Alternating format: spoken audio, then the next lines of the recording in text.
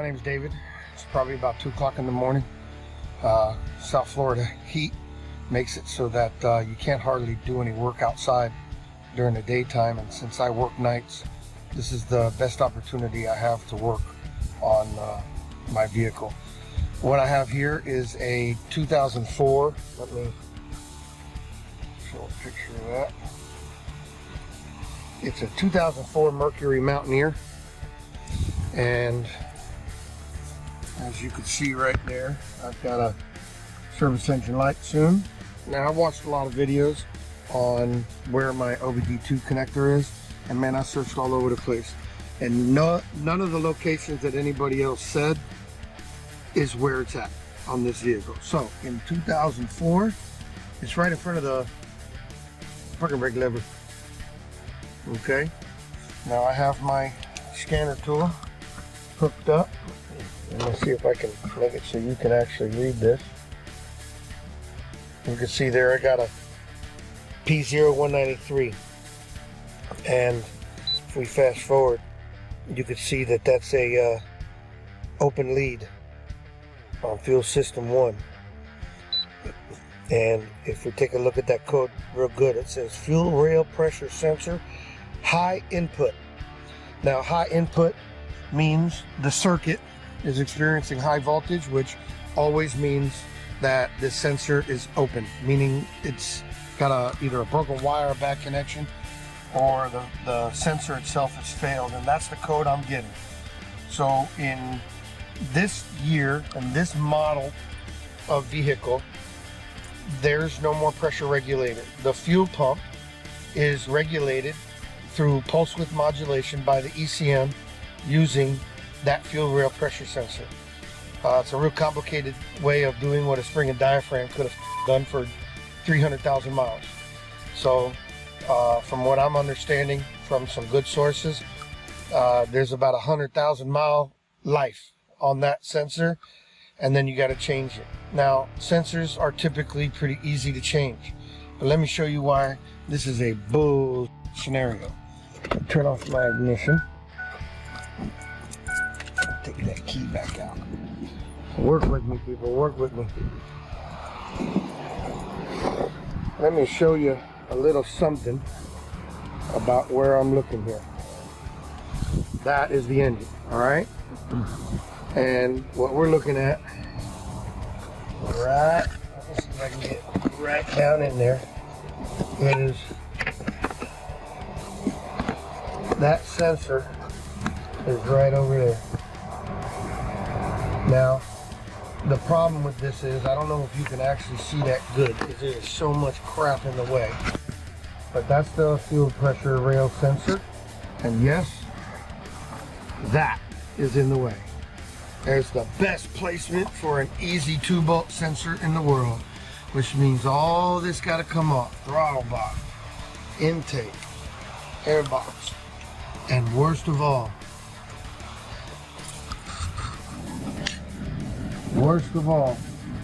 I gotta take that EGR out. That's the biggest pain in the ass of it all.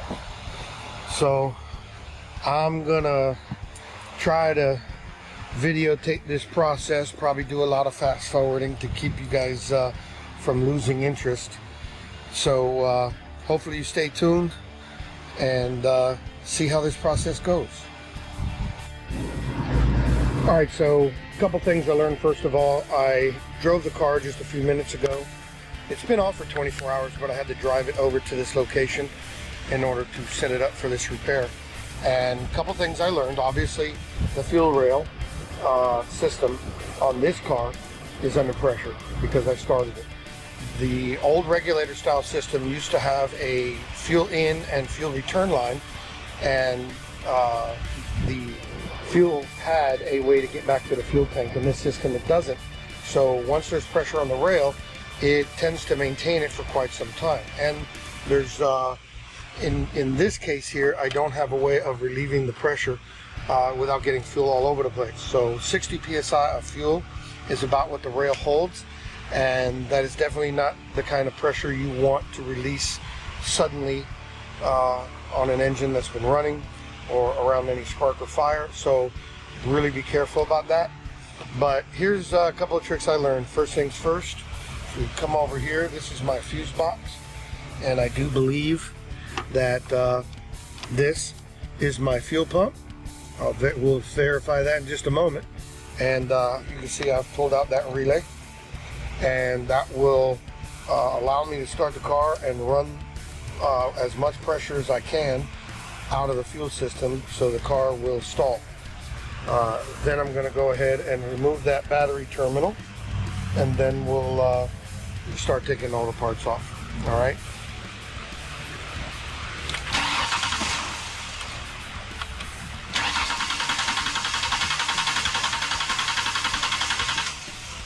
Okay, that didn't take long at all. So I should have as little fuel pressure as possible in the system right now. So I'm going to go ahead and stick that right there. See if I can close this, keep it out of the way. I'm going to pull off my battery. Alrighty. 8mm, by the way. Alright, so first thing we're going to do is take off this throttle body, plenum right here. So I'm going to take off both of these clamps. That's an 8mm. There's a couple of you know, Gucci clips here that Ford likes to use to trick you up. The so-called easy clips sometimes ain't so easy. So remember, you're working on a old car here, so wiring gets brittle. Be careful, less is more. So right here, there's a little tab here that you pull out. Now I'm not going to pull my airbox off, so I don't want to have any more trash fall in than I have to, and this isn't going to be in my way. So I'm not going to take that sensor off, because I'm going to take this tube off and leave this here. This clip here, you just pull up on the bottom there. I hope you can see that. There's a little tab on the bottom here. You pull that forward, and this comes right off. And we can do the same thing over here in a moment.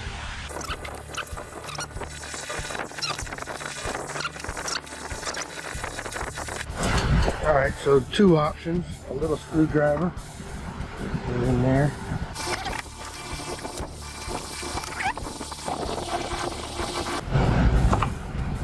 There she blows. All right.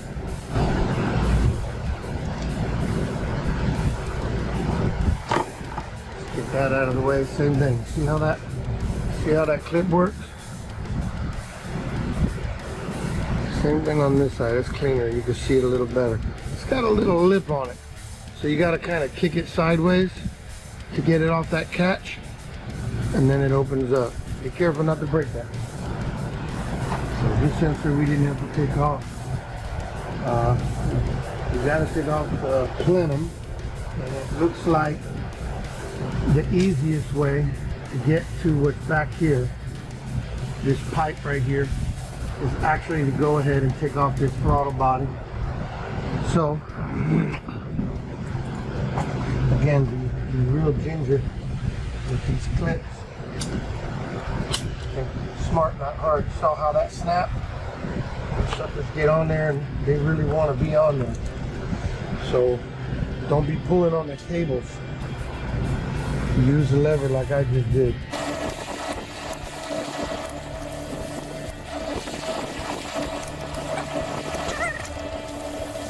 I do believe on this sensor, the hose you push in. Yeah. On this one here, you push in on this. I don't know if you can see that with the camera where it is, but push in on that, and that releases the catch. Okay, now because I haven't opened the system, I'm going to get a drill or a electric tool to take that 8mm off.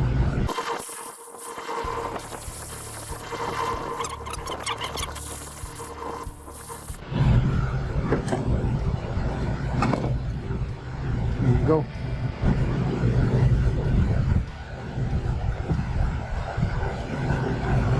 Gasket. Take care of that, you'll be able to reuse it. Alright, so I got the video zoomed in all the way, so hopefully this comes out good. I know it gets a little grainy when you zoom in, but what I'm going to do right now is take this off. I've put a little power lube on it, and this is a 1 1/16.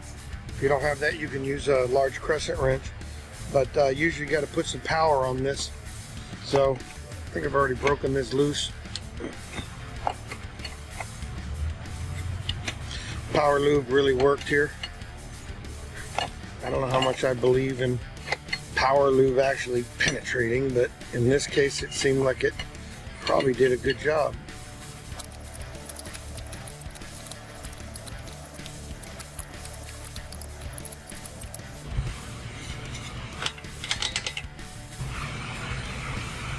Take that off.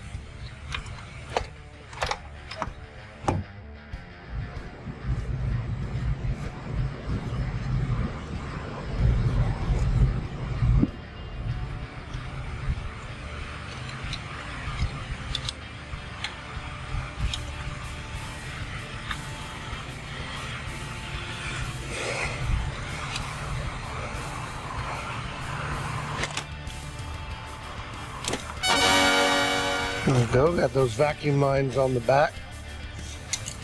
Looks like I got another one right there. That one off the back.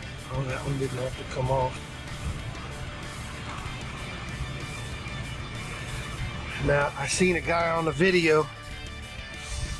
All he did was take that off and unplug it. And this stayed on the throttle body. There's a gasket here, and these bolts are really hard to take off, so you really don't want to fuss with that if you don't have to. Big fan of less is more. So at this time we're going to start taking off the bolts inside here all around and those hoses. Alright, so we're going to take that guy out. Initially, you can rotate it. Boy, that sucker's on there. Loosen that a little bit. There she goes. Take that right off. Out of the way. Dropping all my crap. Again. Oh yeah. Alright, careful with this. These are vacuum lines and power lines, or just vacuum lines actually, a bunch of them, but remember, it gets hot in here and things tend to get brittle, so don't be too crazy about bending this crap around, okay? There's another one of those clips. Take it. Knock that sucker out of the way. Now they tell me bolts in the back are going to be a bear. We're going to find out.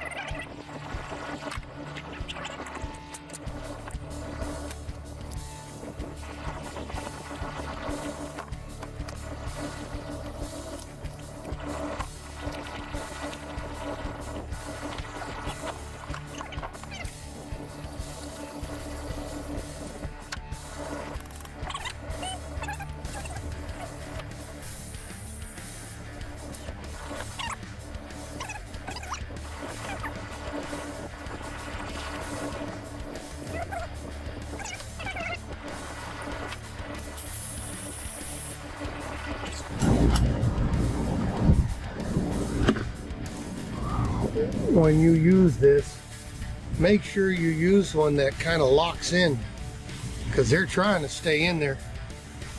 You get one of those magnetic ones that pull right out.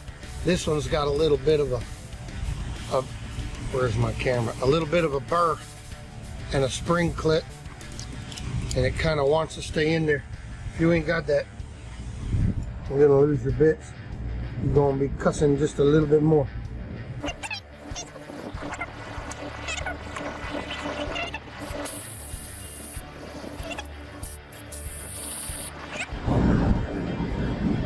Oh, you know what that means. I gotta go in deep.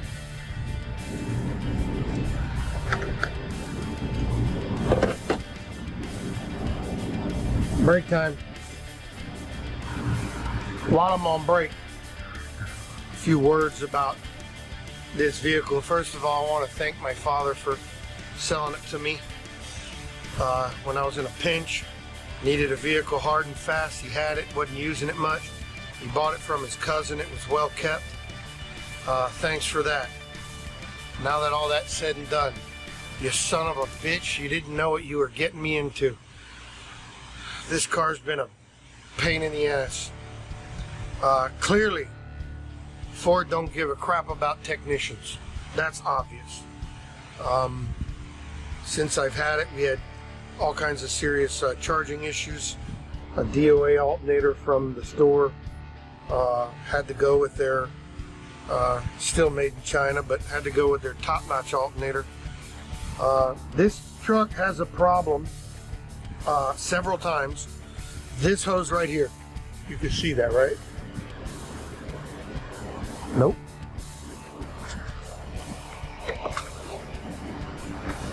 This hose right here goes bad.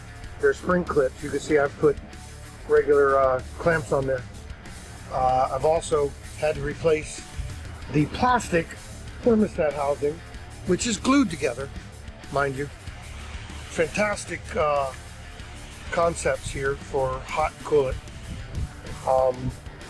That body splits in half, pukes everywhere. There's apparently a lot of pressure going on here. When you're hard on this motor, there's a buttload of water pressure going on here, because this hose routinely either pops off or blows completely. It's done this several times. This is a new hose. Now I got spring clamps. I know now not to be hard on the engine, and by hard I mean chronic hard acceleration. And what happened here was, if you see, oh, can you see that? You see that on the hood? That is from that blowing off while I was driving. And my throttle body had to be replaced, because that is right on top of the throttle body. So this coolant was flying out at Mach 2, hitting the dash and deflecting down on my throttle body, which I've already removed, and destroyed that throttle body, stopped it from working. So about that happening, the most horrible part about that is this happened at 3 o'clock in the morning after spending all night on an airplane with my family and driving from Orlando on a moonless night on the turnpike. All that happened. $300 tow away from anything I recognize. So, another fond Ford memory. This car is a piece of crap. Thank you, Dad. But boy, you don't know what you got me into. Alright, back to my break. Since I'm still on my break, I'll ramble on a little more. What I find interesting about this vehicle is my dad purchased it from his cousin, frankly, because the street value of the car is far higher, almost double than it is for trade-in value. After this happened, I was really keen on trading it in and getting another truck. Now I got myself another truck, but I ended up having to keep this vehicle because they only wanted to give me about $3,000 or $3,500 for the vehicle, and street value for the vehicle at the time was between $5,000 and $6,000, or actually it was between $6,000 and $8,000. I picked it up for $6,000, and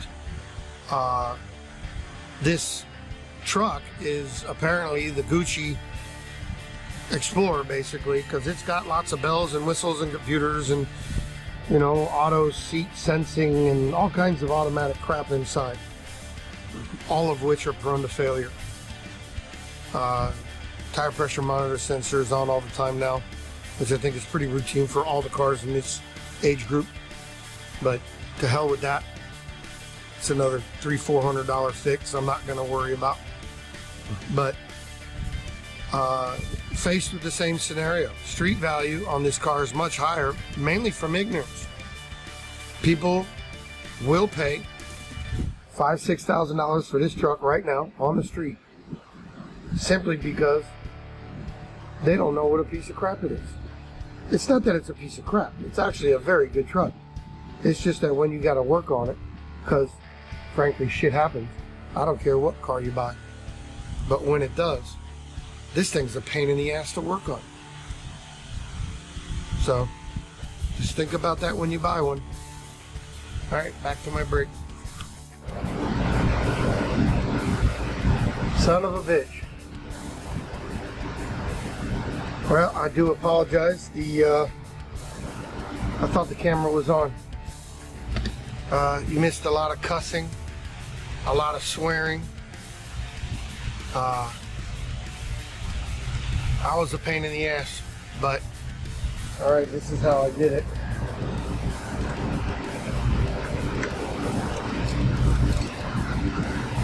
This is a T30. It's about a 2-inch bit on a quick lock extension. All right, with a little quarter shank to quarter drive converter adapter, and then my little swivel quarter drive ratchet. That sucker is right in a line with these. So I got 1 here, 2, 3, and then 4, and it's back there, and it's really hard to get to. You can see like all your hoses are in the way and stuff, but it's out. What I'm doing right now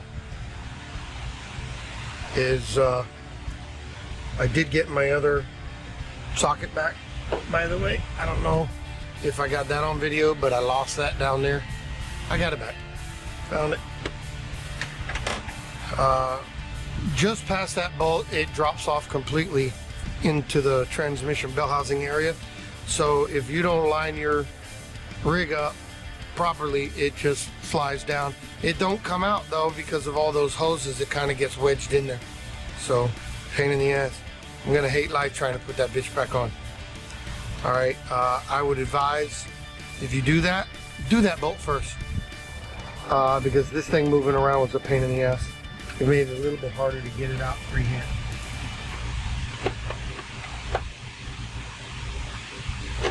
Got a little bit of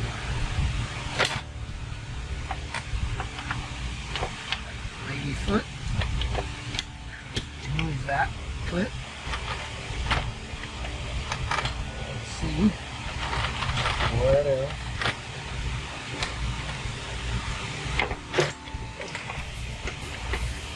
What else is hooked up?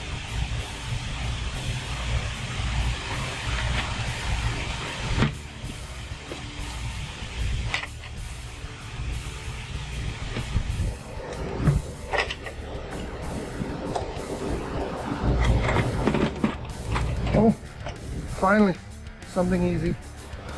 Okay, so, yeah, carbon. A lot of trash. I think I'm gonna get my vacuum out. See all this crap, and you see if you get your thing wrong, it just whoop right down towards the back. Stays wedged up though. Yeah, let me get my vacuum. I was really sweating that housing coming off, that plenum coming off, because I figured Ford really wanted to go all the way to the technician and actually install shit on the bottom where you can't actually reach it. But I guess I'll give him a little attaboy for that one. So I'm gonna go get my vacuum, pause the video, and I'll come back. And by the way, there's the bastard.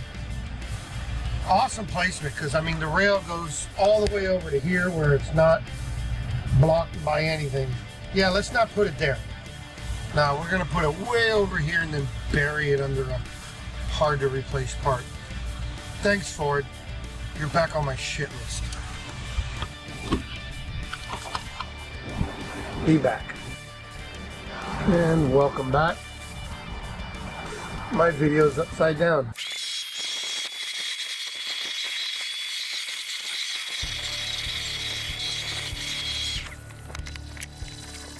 Alright. Yeah. There's some buildup, but it's not horrible. There's some flaking there. I'm not gonna go about cleaning this here, nor will I go about cleaning the plenum while it's off, but I will take you over to the plenum. So here's the plenum, and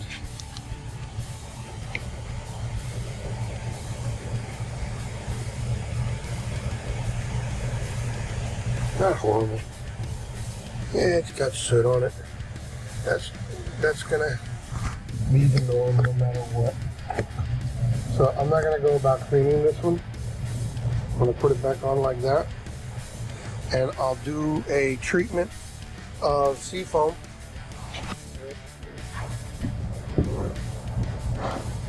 I have seafoam here, and they also have the seafoam spray treatment that will get all up inside here. So first thing we're gonna do is find a good place to mount the camera, and then we're gonna change out these gaskets.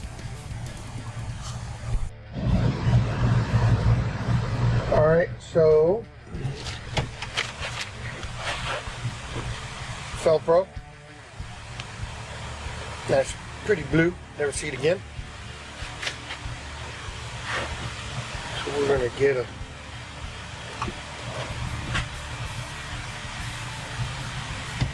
little pick, and yeah, these are pretty stiff. So these definitely weren't going to be good to reuse.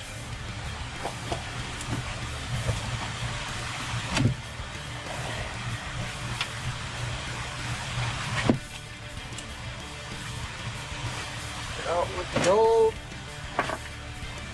Do at least a little carbon choke cleaner on the ends. We'll use a little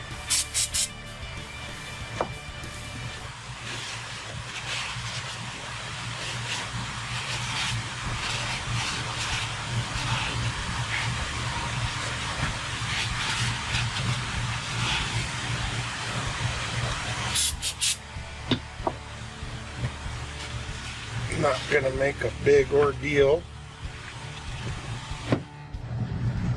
about the inside, because we're gonna use that seafoam treatment, which there's a wonderful gentleman.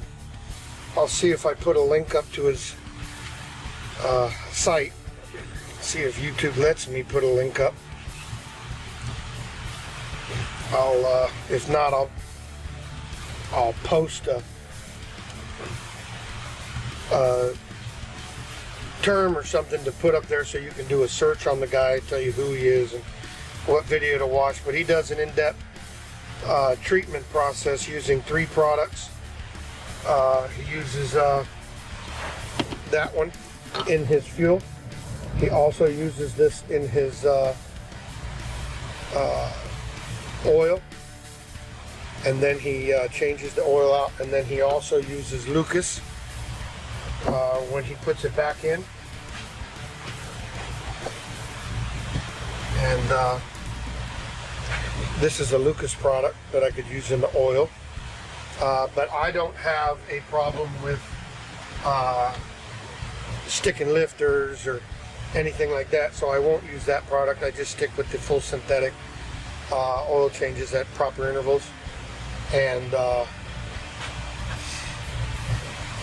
I will use the seafoam in the fuel, and I will use the seafoam spray treatment for removing all of this inside the plenum, and the engine will just burn it out. We will be good to go.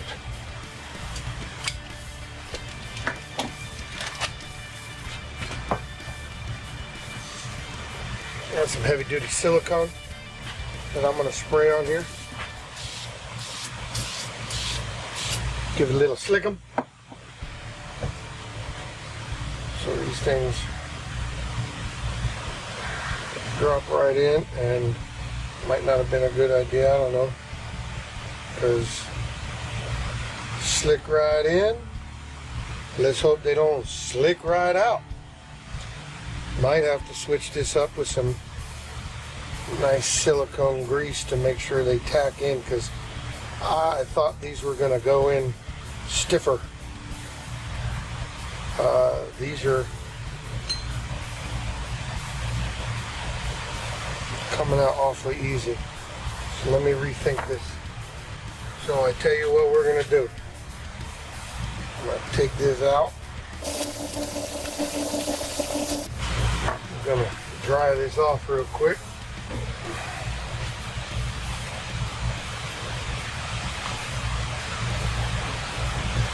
Got a little dish. And this is heavy duty oil stabilizer. You can see this, and sticky stuff. And I use this to goot up. We know these are designed for Earl, so they ain't gonna fall out now.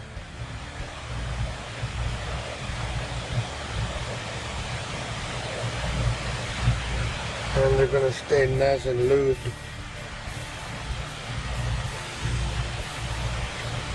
Kind of like the oil to be there anyway, because oil acts as a filter unto itself, which you see in air conditioning. If you put oil on your air filter, little spray oil, like Pam, little secret trick.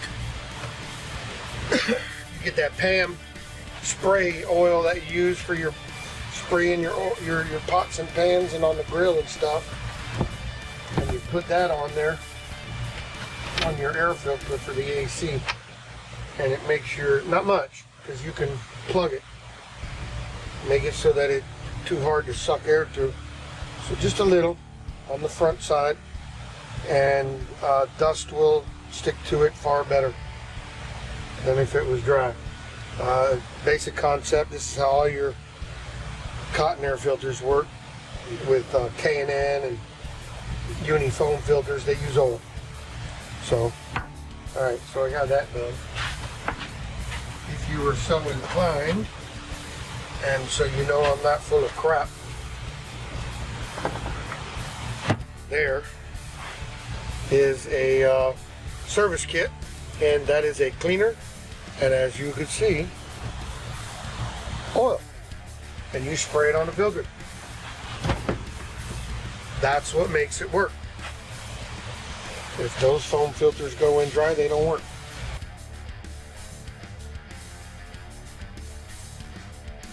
So oiling these actually helps. There's a big old cockroach in here. Those are my friends. That was George. I don't know if you saw him, but that's George. See, George? He was just on my neck. So we're gonna leave George alone. want to kill anything on YouTube, but George's days are numbered. We just don't need to expose you children to that. I'm going to clean up the edges of those ports a little bit with that brake clean or carb choke cleaner. Alright. Put a little on the rag. You gotta be kind of quick about it because it evaporates so fast. But see how easy that shit comes off. So as soon as you start doing that sea foam treatment, it's just gonna blow right through the engine. So I don't want to do it now because big old chunks are going to come off and sit on the top of my piston until I finish the job, and I don't want none of that. And right now, if I do that treatment, it's about 4 in the morning, probably 3:30, 4 o'clock in the morning, and that treatment causes an awful lot of smoke. So when I do that treatment, I won't be home. I'll be out in the woods somewhere praying I don't mess stuff up. I ain't gonna blow my neighbors up like that. And God forbid the fire department will show up thinking I'm burning my house down. So. Alright, we got a happy, shiny surface.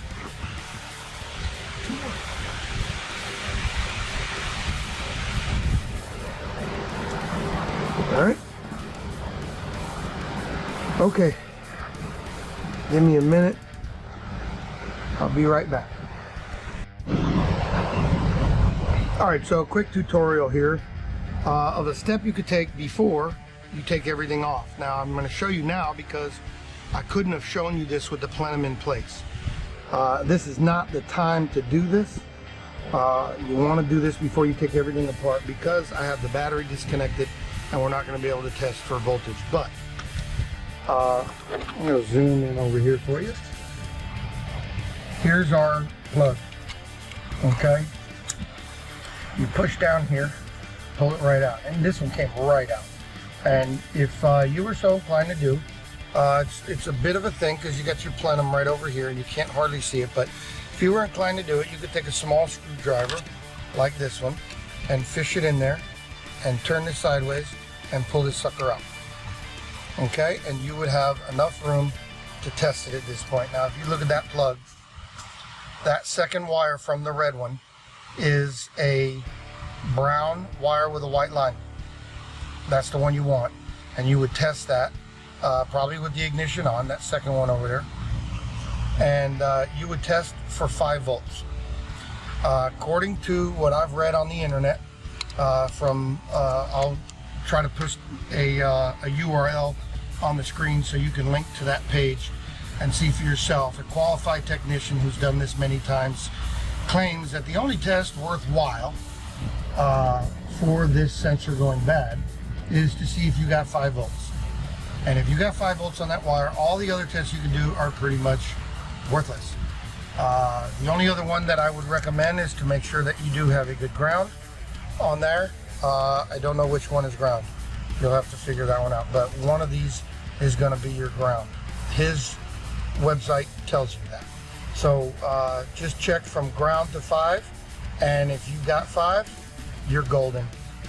He pretty much says it's an automatic thing now. Instead of testing all the other things that can go wrong and cause this sensor to throw the P0193 code, are not worthwhile testing because it's almost always the sensor, especially if you're at the mileage I'm at. So I'm somewhere in the 100,000 mile range.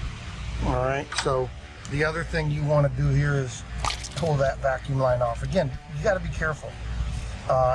Now's the time to check these lines and make sure that they're not dry rotted or leaking, because that will also cause you codes. 192 193 and 191. So make sure you don't have a vacuum leak. But we're gonna pull these bolts off. Here's another superstar move by Ford. There are no hex head bolts on here. Those are only torque. So there's a fine line between success and epic failure if you don't get the right tools for the job here and take those off. So we're gonna go ahead and take those off now. Remember, I pulled that relay, so we shouldn't have any fuel in there, or at least the fuel we have is gonna be minimal.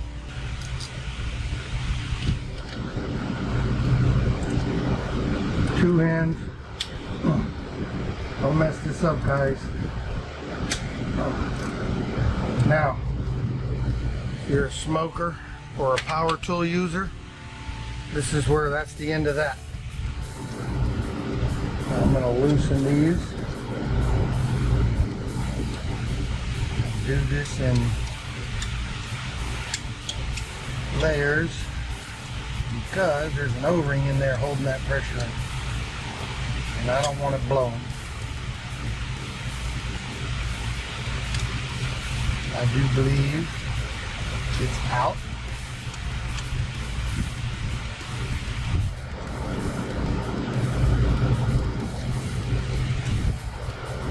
Alright, let's hope we don't get fuel everywhere. There, okay. That relay trick worked, guys. Alright. There's the failed piece of crap. No signs of any problems in there. Just, I guess it is sitting there in probably the ugliest environment between the plenum and the intake, and that sucker gets hot. So another award-winning plastic achievement by Ford. Now on that guy's website, this is a Bosch. Bought that from Advance. They had it in stock. It's a direct. Now he says that you can buy these on the cheap from China with all kinds of weird names, and he says don't do it. You can get these as little as $15, $19, he says. He says don't do it. Many of them come DOA. And this is too hard of a job to put crap in there. But the dealer charges $100 and something. I think the Motorcraft brand of this switch sensor is about 90 bucks at Advance. This one was, I believe, somewhere $60. Okay, so it's a little cheaper, and Bosch is a reputable brand, and he says he's having good luck with these things. So this is what we're going back in with. I'm going to go ahead and lube that oil ring up. Alright, little Earl on the O-ring and slide her in nice and easy. I'm a Locktight fan, so got me a little 242.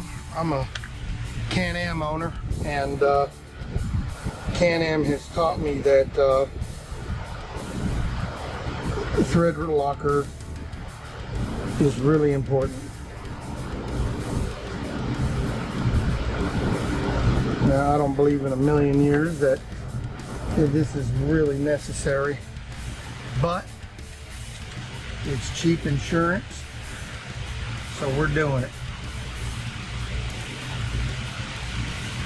All in all, this engine's in great shape.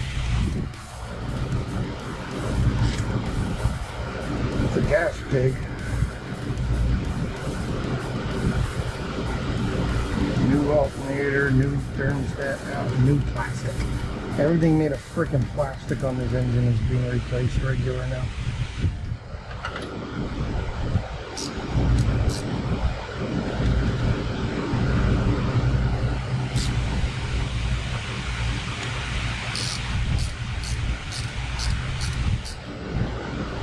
Don't drop your bit in the, just a little glue guy. Don't drop your bit in the hole.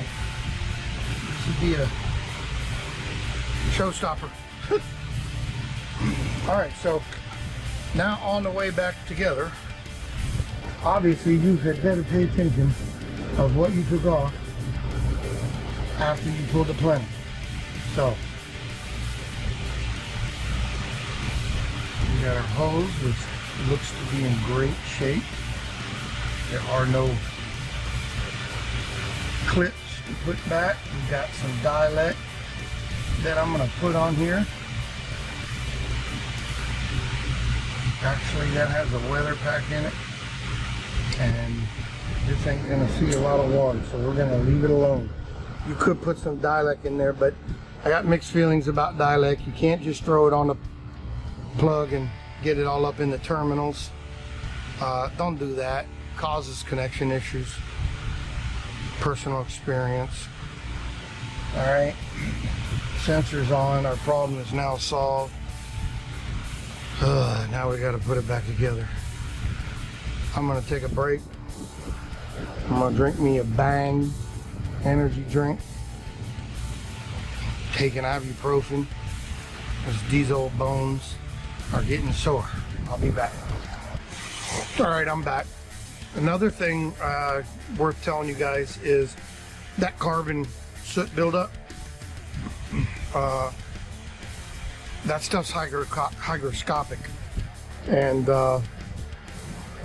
one thing I had a problem with a lot on my Honda Odyssey with that idle solenoid that was in there. There was a little shuttling solenoid that helped control the idle.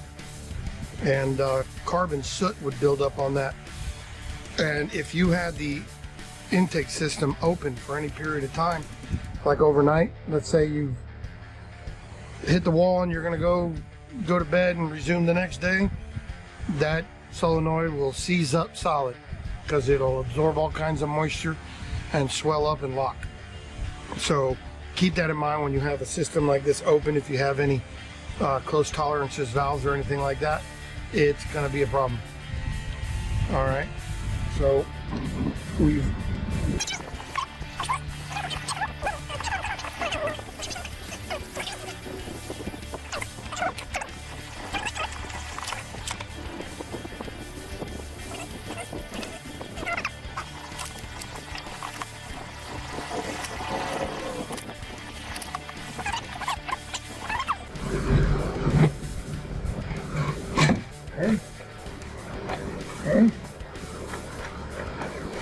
how you like that? All you gotta do now, get that flashlight and do yourself a hell of an inspection. You're looking for blue things popping up.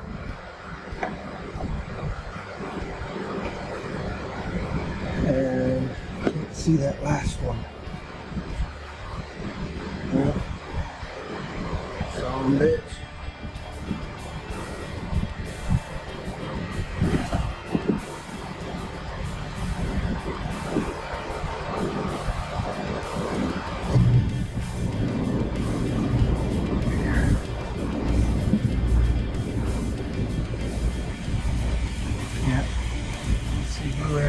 So I have to assume I could just touch the edge of that other one, but I can't quite see if it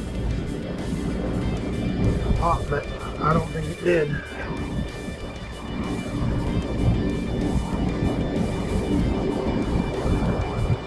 All right, baby, we're going on faith. So here's another thing. We're gonna go ahead and get these, if I can find my socket. We're gonna go ahead and start these two easy ones. Now these don't need Locktight because they're special bolts, that shoulder bolts. But I want to get these on at least snug enough where so it can still move the other around, because If I tighten these up, that back bolt's gonna be hell. But I want these to be the guide for the other ones.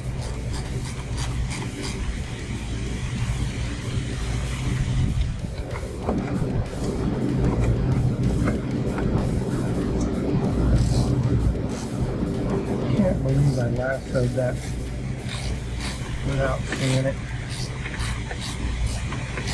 See how lucky I get with the other ones. I guess once you did this,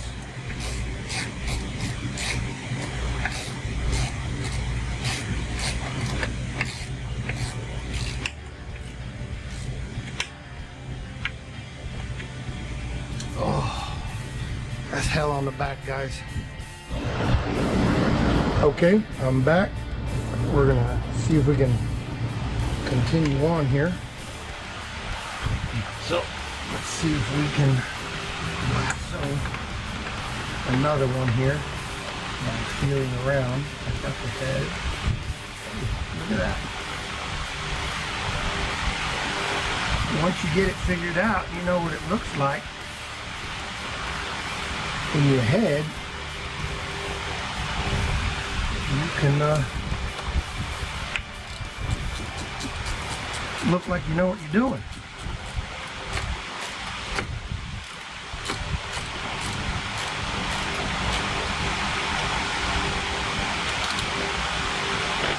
Enough of these on there that we can tighten these up now. Because I really don't want to have to double back on this. See if I can lasso this one. Oh, I can actually see this one. So I'm looking down here and I can actually see I'm on it.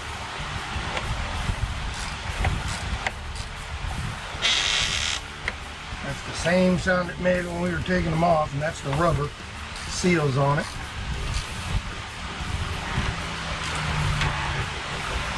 I don't think that these are true shoulder bolts now that I'm feeling it. It feels like you can overdo these.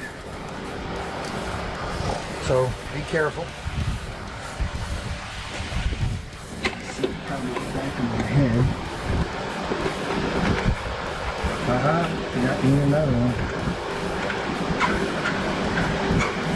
Lining up nice. I'm very optimistic for that back bolt. And line up.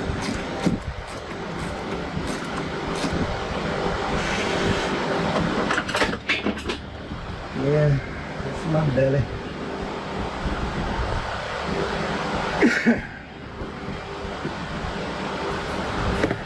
Flashlight. This is another one that I can see. I do believe.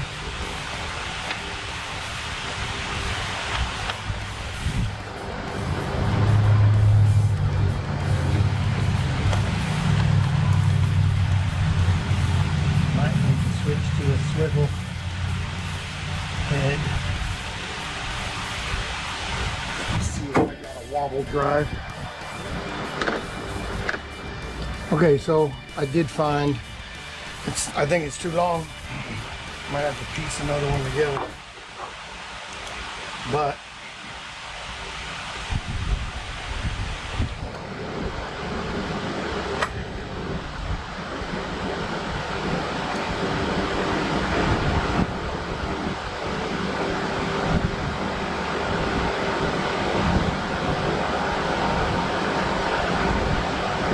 that is on there.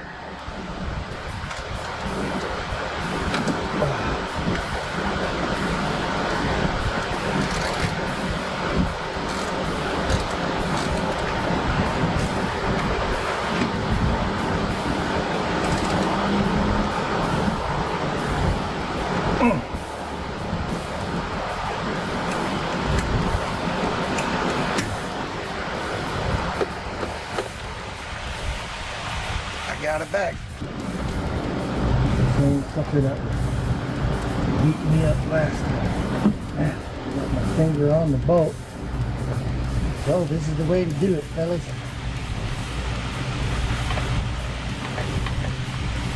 hope you can see that.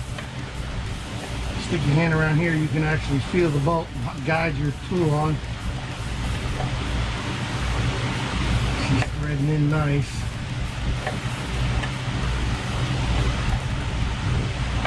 Just right. The size is just right of this extension and socket set. Oh boy, people.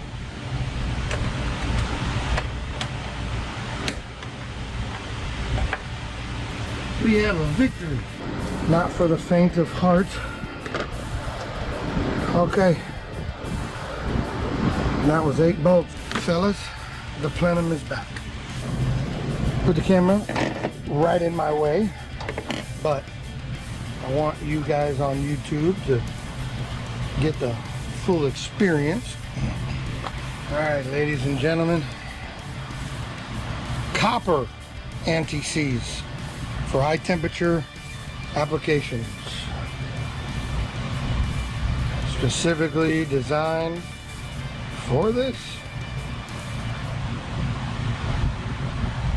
Found in almost nobody's workshop. I know, good shot of my shoulder, I know, but these are the casualties of war.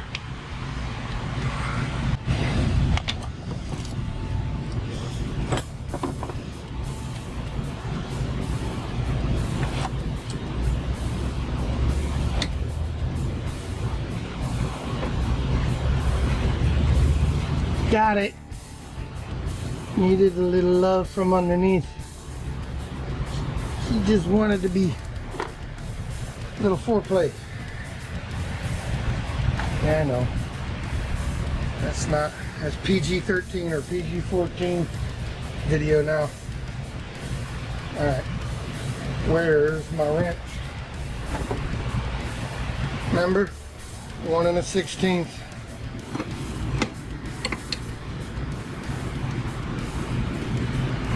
Good and tight. Don't overdo it. Let the gasket sealer do its job. Alright, while we have access, let's try to see what kind of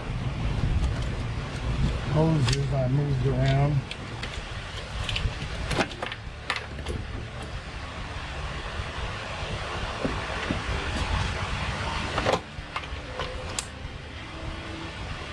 Fuck it! Overthought it. Alright. That goes there. That's gonna go there. Alright. These make it so you can't mess it up. You can see he's got little vortex veins. So you can put it like that, but if you try to go backwards, it won't go. So you can only get it wrong or right.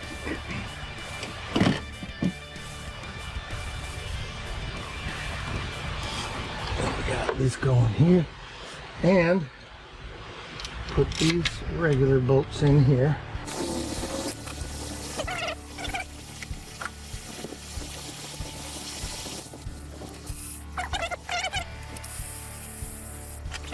Remember, this one has the stud on it.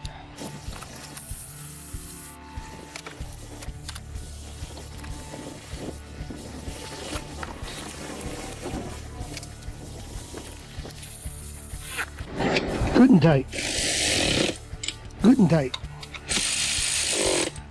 Those are German torque specifications. Good and tight. Official.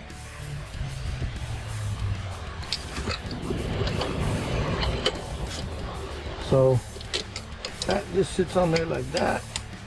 Sits on there like that.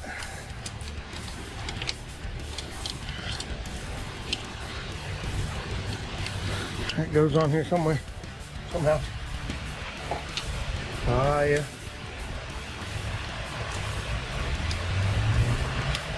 is on. Don't forget to push that red. Better picture of that. Don't forget. You push it on all the way and get that red clip in. Okay. All right. This one here.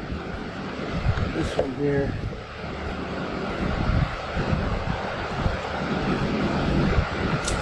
Can you even see that on the video? Sorry, you're off frame. All right, sorry about that. Battery died. Just switched her out.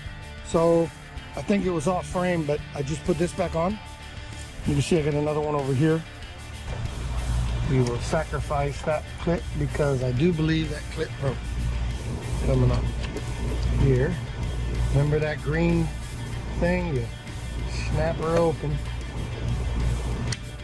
Bam. Good to go. This was on a clip, but like I said, I think I broke it. This guy, yeah, goes on the other side of this, and clips here. All right, so a little added bonus to the audience here. So what a lot of people don't understand about all this plastic, I really can't take that away from Ford. Cuss it as a mechanic. It seems cheap. It seems like a sacrifice, and on some levels it is. It's not nearly as robust as aluminum would be if these parts, sensors and all that stuff, were made out of better material. But I can't knock Ford for that because plastic is far cheaper, and it's the reason why the resale value on these vehicles are what they are, because you can afford the freaking vehicle.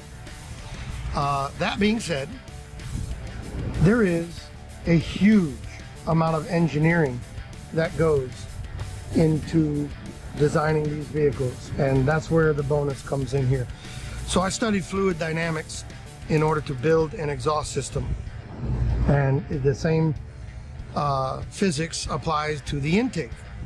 And what's really cool, and what is the reason behind our little umbilical appendix and this other little box that goes absolutely nowhere. These aren't filters. These are just that, appendixes. What's happening here is this vehicle is engineered to operate at maximum efficiency at a specific RPM range. And if you can use your imagination, because I don't think I'm going to go through the hassle of trying to show you an animation, but use your imagination here. When the valve opens on the engine, it sucks tremendously a lot of air in, and that air is moving through a column, a tube in this case. And as the air travels through the tube, it has momentum. Because it's in a tube, it takes on the properties of water. And so air, with its momentum, generates inertia. That inertia builds up on the valve when it closes. So as that momentum and inertia build up on the valve, the engineers have discovered that they can time that pulse of air pressure building up on the air on the intake valve just at the peak moment when the valve is ready to open again. And what this means is that you actually have a moment of pressure building up on the air on the intake valve right when it's ready to open. And ladies and gentlemen, that's free energy. More air means more power. So how do they accomplish this? How do you change the timing? Right there. These chambers literally are tuning chambers. They have different ones in different sizes, in different shapes. And if you do all your trig and calculus and fantastic fluid dynamic math, what you have is these air chambers take time away from the air that is traveling through here. And as the pressure builds up, it needs to occupy this space as well as this space. That alters the timing of the pulse wave, pressure wave that is actually building up on the valve. These time the pulse wave so that it hits the intake valve at the precise moment the intake valve is going to open at the most useful range of RPM that the engine is traveling when you drive. In this case here, it's probably around 15 to 1800 RPMs, which is where this truck naturally drives around at. The transmission is also tuned to shift at these points to maximize the efficiency of that tuning. This same technology applies in your exhaust system. As the exhaust goes out, the turns, the diameter of the pipe, the location of the collector where the tubes come together, all these things translate to timing. In this case, we're looking for scavenging, which is the opposite of what we're looking at for the intake. The scavenging, the tail end of the pulse, is literally pulling the next wave through in the collector. So where you have an efficiency of pulse waves building up on the intake valve, you simultaneously have scavenging timing helping each other. One cylinder is helping the other cylinder evacuate from the system. All this timing translates to efficiency. Now this engine is probably 80-something% efficient. Not terribly efficient, but it's normally aspirated. There's no pump pushing anything through. So naturally, there are going to be some losses. But if you get really anal about the engineering aspect of this, like they do in NASCAR, NASCAR's engines are normally aspirated with no turbos, no superchargers, and they can achieve 120, 130% efficiency out of their engines because they're designed to run at 1 RPM. And that's the name of the race. The whole race is balanced on, can you keep your engine in a very specific RPM range at all time? Because that's where the efficiency is. That's what saves fuel. That's what builds power. That's what the name of the game is all about. So if you ever wondered what these were and you thought, oh, I'm going to throw this out and put my stupid cold air intake like a complete moron would, that, my friends, is destroying your engine. And you are removing some epic engineering that these guys spent countless hours trying to factor into the design of this engine to make it as efficient and powerful as possible. So for any of you that thought you're going to take this out and more power, bigger, better, badder, yeah, more air, yeah, you're the efficiency out of your engine. Don't do it. Leave it alone. This is already cold air intake, by the way. This box is getting its air from the fender. There's no better cold air intake system from that. So the term cold air intake is total BS, okay? There's no such thing as an aftermarket cold air intake. It doesn't exist. It's not real. You see the ones where they open up that intake box? Can you see that where I'm putting my hand? Where they take off that intake box and you can see the filter? Okay? That's not cold air. It's 400 and something degrees in this engine compartment. There's no cold air about it. So don't do it, okay? You're not gonna outthink the Japs that did this, okay? This is super smart. So, all right, that was bonus material. Back to work.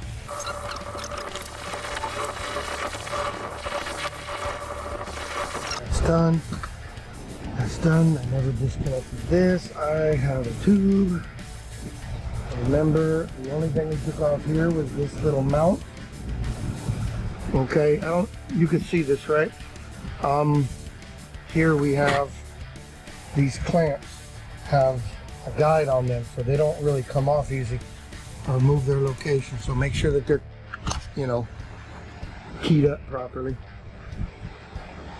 And Put this one on here. Probably should have done that first, but okay. No big deal. No big deal. Ladies and gentlemen, I do believe you just witnessed the last of what I gotta do, except I'm gonna do a quick cleanup of tools. I'm gonna put the relay, I'm gonna come back and show you. I'm gonna put my relay back in and my battery clamp back on. I'm gonna get all the tools out of the way so nothing hits my fan. Oh, by the way, check this out. You see that? Now, I don't know what that means. I can only imagine that it probably means something else. Maybe leave a comment, tell me what you think. But I got a feeling that means exactly what it says. Ow. No, that's not how it's spelled. But that's the engine fan. And I'm pretty certain that's the universal spelling, the international spelling for don't put your fucking hands there because you won't come back with your fingers. It hurts. Ow. Which I think is freaking hilarious. Leave a comment if that means something else, but I think that's hilarious. All right, guys, I'm gonna clean up my tools here and get everything out of the way. And then we're gonna show you the relay, the battery. We're gonna clear the codes and give her a start and let's see what happens. All right, we'll be right back.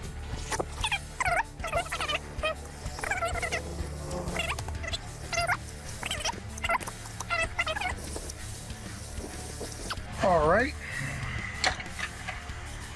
we're going to start the car now. See about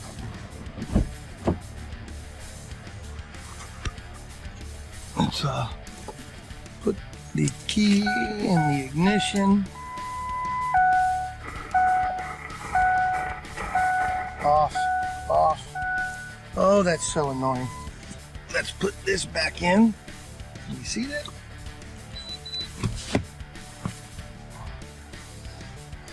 Sorry about the shaky camera. She started right up. Look at that, my check engine light's already out. That was the problem, people.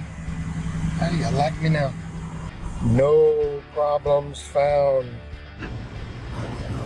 All right, guys, one last thing I'm gonna throw in here. Here's all the tools I use. So this comes in real handy, makes your job a lot easier. Quarter drive, a little mechanic's mirror. Remember that EGR 1 1/16. Little tabby. Pick. If you're clumsy like me, you'll need one of these to get your tools back out. A flat-nosed pair of pliers to do those spring clips on your hoses. Different flashlights I used were one of these side loads. This is a Harbor Freight. I think these are like 20 bucks on sale usually. And a regular flashlight. These are free. Every time I go to Harbor Freight, you buy enough stuff and they just give you this for free. Don't get enough of these. Every time I go in, I get another one. These things are awesome. So this is another pick, but specifically this one's on this 90 degree so that you can get inside the hose and go around. Little screwdriver for the same reason. 8mm, gotta have it. Nut driver. In order to get that EGR pipe lined up right again, I had to use a pry bar. Don't underestimate the need for Locktight. 10mm, used it on something. Another 10mm. Different size 1/4-inch drives, and all important, super important. T30, need that. All right. You also have any kind of penetrating lube to get that EGR off. I used Lucas oil stabilizer, which is a super tacky oil to keep those silicone seals embedded into the grooves of the plenum. When I put it back in, it also helps make the seal. Also, very important, copper anti-seize for high temperature applications like that EGR pipe, which is crazy hot. And little carb throttle body cleaner. The seals that I used for the Plenum were Fill Pro. I got them at Advanced Auto, and I used the Bosch replacement for that switch, and I will be using seafoam spray. This is the additive that I put in the fuel. I will be using this in my Plenum, which comes in a spray, and there's special instructions for that. I'll link a bit to the video that explains that and why it's worth the hassle to do it. So, hey, don't forget to hit like. I really don't care if you subscribe, because I don't know if I'm going to be putting out lots of videos. This is just one that I really didn't find one that showed my vehicle with its particular scenarios. So click like. I don't know what that does for me. I don't care. Doesn't matter. Just hope you liked it, and if you do, click like. Alright, take it easy.